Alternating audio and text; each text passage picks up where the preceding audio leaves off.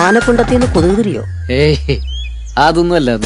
നമ്മൾ unique and different ആയിട്ടുള്ള ഒരു ഐറ്റം ആലോചിക്കും.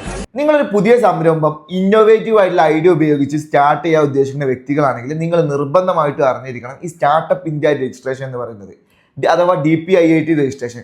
ഇത് നമ്മൾ രജിസ്റ്റർ ചെയ്ത് കഴിഞ്ഞാൽ നമുക്കുണ്ടാകുന്ന ബെനിഫിറ്റുകൾ എന്ന് പറഞ്ഞാൽ ഫണ്ട് റൈസിങ്, അതുപോലെ ടാക്സ് ബെനിഫിറ്റ്, റെക്കഗ്നേഷൻ. അഥവാ ഈ ടാക്സ് ബെനിഫിറ്റ് എന്നൊക്കെ പറയുന്നത് എങ്ങനെയാണെന്ന് വെച്ചാൽ നമുക്ക് 3 വർഷത്തെ ഇൻകം ടാക്സ് റിട്ടേണിൽ നമ്മൾ എക്സംപ്റ്റഡ് ആയിരിക്കും. നമ്മളെ ഇൻകത്തിന് മുകളിൽ നമ്മൾ ടാക്സ് അടക്കേണ്ട ആവശ്യം വരുന്നില്ല. അതുപോലെ തന്നെ നമ്മൾ സ്റ്റാർട്ടപ്പ് ഇന്ത്യയിൽ രജിസ്റ്റർ ചെയ്ത് കഴിഞ്ഞാൽ ട്രേഡ് മാർക്ക് രജിസ്ട്രേഷന്, പാറ്റന്റ് എന്നിവയൊക്കെ ഫാസ്റ്റ് ആയിട്ട് മൂവ് ചെയ്യാൻ നമുക്ക് കഴിയും. സ്റ്റാർട്ടപ്പ് ഇന്ത്യയിൽ നമ്മൾ രജിസ്റ്റർ ചെയ്യണമെന്നുണ്ടെങ്കിൽ നമ്മൾ ഒന്നില്ലെങ്കിൽ LLP ആയിരിക്കണം, അല്ലെങ്കിൽ പ്രൈവറ്റ് ലിമിറ്റഡ് ആയിരിക്കണം, അല്ലെങ്കിൽ പാർട്ണർഷിപ്പ് ആയിരിക്കണം. എന്നുള്ള കമ്പനികൾക്ക് മാത്രമേ എന്തേ ഉള്ളൂ സ്റ്റാർട്ടപ്പ് ഇന്ത്യയിൽ രജിസ്റ്റർ ചെയ്യാൻ പറ്റുള്ളൂ. സ്റ്റാർട്ടപ്പ് ഇന്ത്യയിൽ രജിസ്റ്റർ ചെയ്ത് കഴിഞ്ഞാൽ ഒരുപാട് ബെനിഫിറ്റുകളും കാര്യങ്ങളും ഉണ്ട്. നിങ്ങൾക്ക് കൂടുതൽ ഇത് രജിസ്ട്രേഷനും ഇതിൽ എന്തൊക്കെ ബെനിഫിറ്റ് അല്ലെന്ന് അറിയണമെന്നുണ്ടെങ്കിൽ താഴെ നമ്പറിൽ നിങ്ങൾക്ക് കോൺടാക്ട് ചെയ്യാവുന്നതാണ്.